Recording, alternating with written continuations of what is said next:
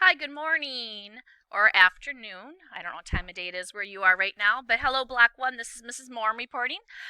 Talking about today we are going to be calculating percents of an amount. Okay, so last night or yesterday we were to work on work on iExcel for a total of 15 to 20 minutes.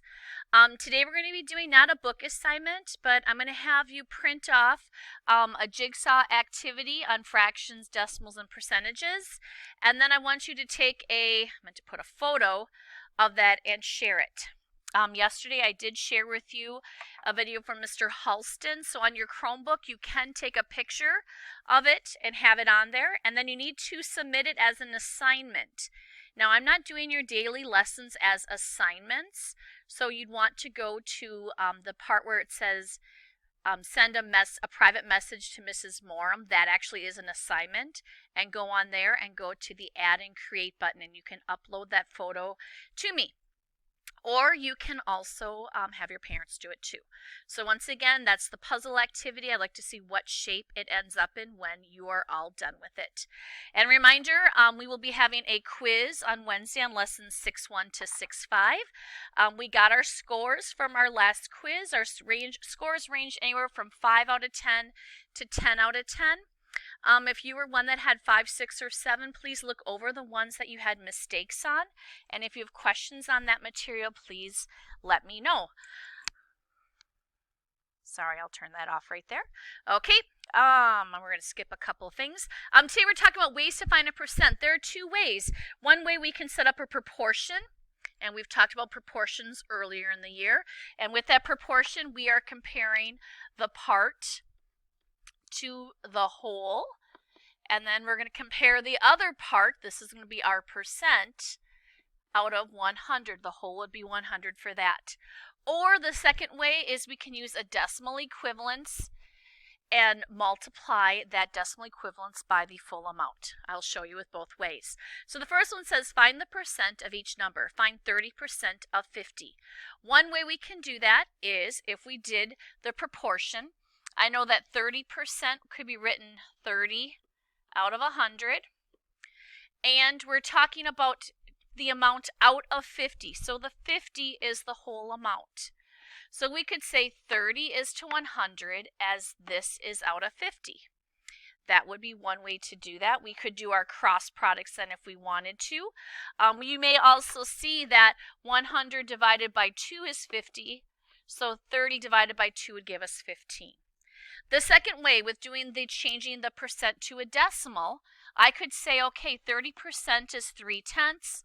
I'm going to times that. The word of means to multiply by 50, and that is also going to give me 15 for my value.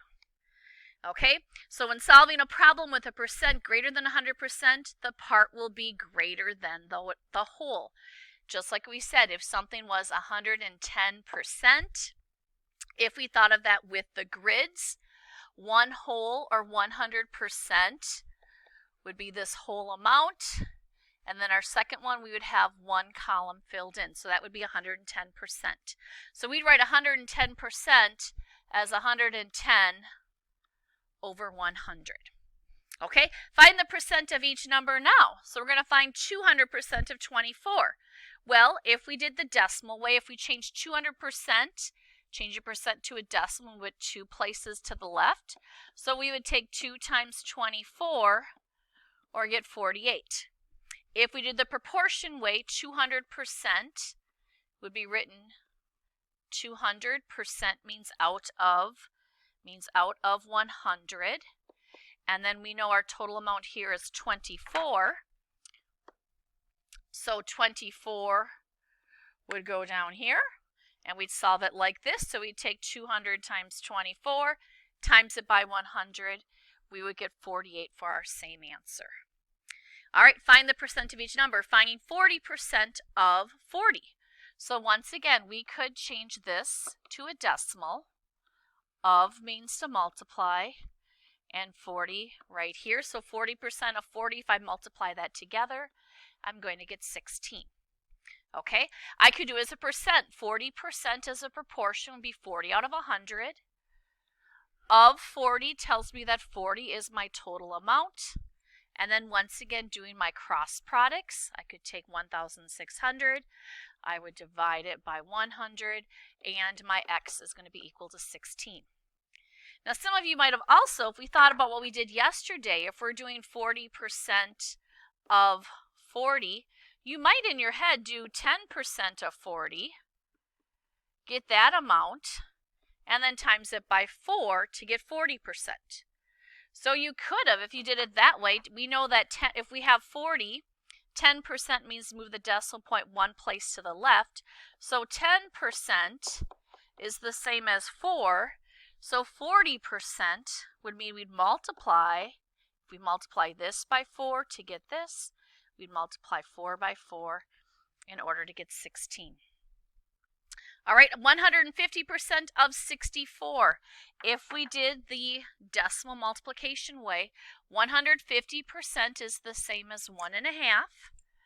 Of means we're going to multiply 64. So using your calculator, if you take 64 times 1.5, 150% of 64 would be 96. If you do the percent way, 150%. Percent means out of 100, so 150% would be 150 over 100. We're talking about the amount out of 64, so our 64 would go right here. Using our means extremes property then, we would take 150 times 64, which is what, Mrs. Morreim? It's 9,600, and then we'd multiply it or divide it by 100 to get 96 for our answer. All right, using decimals equivalents to find percents of a number. So in addition to using the proper proportions, you can find the percent of a number by using decimal equivalences, and that's what we talked about too. Find the percent of the number, check whether your answer is reasonable. So once again, one way to do it is by changing them to decimals. So 9% is 9/100ths. Of means we're going to multiply by 80. So if we did 9/100ths on our calculator and times it by 80, it would give us 7 2/10. Proportion, 9% means 9 out of 100. Of 80 tells me that 80 is my total amount. And once again, we can do your cross products. We can do 9 times 80, which is 720. Divide 720 by 100, and we'll get 7 2/10. Okay, let's find another one. Find the percent of the number here. So if we're going to find 3% of 12, please try this one on your own and pause it, and we'll check in just a second. Okay, if we change them to decimals, we could write 3% as 3/100ths. And if we times that by 12 right there, if we did 3/100ths and we multiplied it by 12, we're going to get 36/100ths. Or if we did the proportions, 3/100ths is 3 over 100. Out of 12 means 12 goes on the bottom. Doing our cross products, we do 36 divided by 100 and get 3 6/10. Okay, the next one, 21% of 40. Once again, we can change 21% to 21/100ths, times it by 40. That is one way to do it. Let's see, 40 times, whoops, I'm entering this in wrong here. 40 times 21/100ths would give us 8 4/10. Okay, or we could say 21% is 21 out of 100. And we're doing it out of 40 will give us the same answer. Now, we want to kind of check in our head and make sure this makes sense. If I think from what we did yesterday, 21% is very close to 20% of 40. 20% is the same as 20 out of 100 or 1/5. So we want to know what 1/5 of 40 is. If we divide 40 by 5, we get 8. And that 8 is very close to that right here. Now, a lot of times we use percentages in real world applications. So it says the estimated world population in 2001 was 6,157 million. About 60% of the population were above 19 years of age. What was the approximate number of people 19 or older? So we want to figure out what is 60% of 6,157 million. Okay? So, a couple ways I could do that. I could do a proportion if I wanted to. 60 out of 100 is the same as, and I want to think, 6,157 million. That means a million has 6 zeros after it. So it's really, think what this number is. Hundreds, thousands, millions. So it'd be 6,157 million people. Okay, so if we're going to talk about that right here, 157, I could put my 3 zeros there if I wanted to. It's going to be pretty long right there. So I'm going to do either my cross products, or I could change the 60% to 6/10 and times it by this number right here. And my calculator does not go that far. So that's why we might have left it. That's probably why we did it like this. 6,157 million. So I could do that. I could do 6,157 times 6,157 times 0.6. So we would get 3,694.2 million. And if we're going to change that as a regular old number, it would be 3,690,000. Let's see, 200,000. So hundreds, thousands, millions. It would be 3,694,200,000 people were above the age of 19 in the year 2001. Okay, a lot of times we hear percentages mostly in real life is when we're talking about sales tax. Okay, so it says the sales tax rate by the city or by the state. When I made this slide, it can change also. At this point, it says that the state sales tax rate in Minnesota is 6.875% or 6 7/8%. With local taxes, the total sales tax rate is between this amount and this amount. Okay, Minnesota has recent changes. They did change them on April 1st, 2019. So if we're talking about sales tax, we want to figure out the tax is money that you pay on top of the additional price. So to figure out the amount of tax you're going to have, what you're going to do is it's a percentage. So you're going to multiply the cost of the item by the sales tax.